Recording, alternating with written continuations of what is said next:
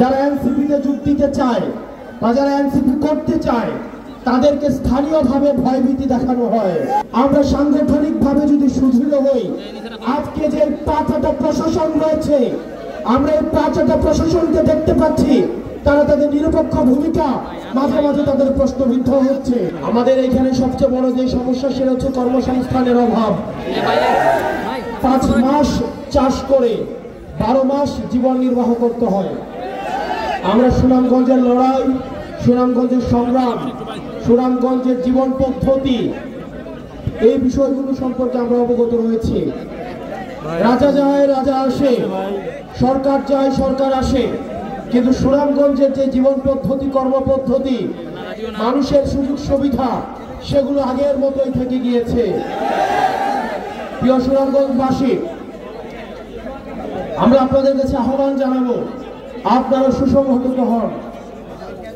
এই জুম্মার দিনে আমার আগে যারা বক্তব্য দিয়েছেন এবং আমার সংগ্রামী আহ্বায়ক এবং সাধারণ সম্পাদক কিছুক্ষণ পরে বক্তব্য দিবেন, সার্বিক বিষয়ে তারা কথা বলবেন।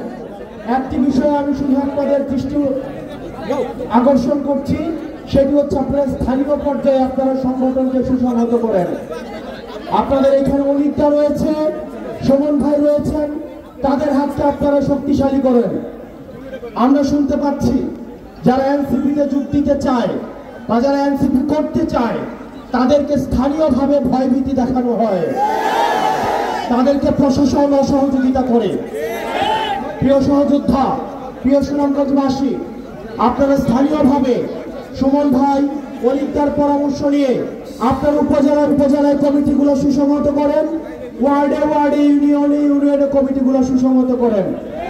আমরা আপনাদেরকে কথা দিচ্ছি, আমরা সাংগঠনিকভাবে যদি সুদৃঢ় হই, আজকে যে পাঁচটা প্রশাসন রয়েছে, আমরা এই পাঁচটা প্রশাসনকে দেখতে পাচ্ছি তারা তাদের নিরপেক্ষ ভূমিকা মাঝে মাঝে তাদের প্রশ্নবিদ্ধ হচ্ছে।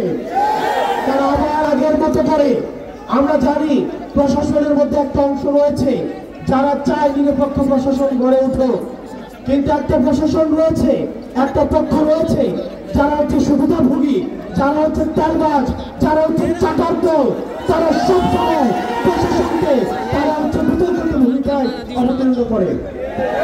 প্রিয় সুনামগঞ্জবাসী, আপনারা স্থানীয়ভাবে সাংগঠনিকভাবে সুসংহত হন।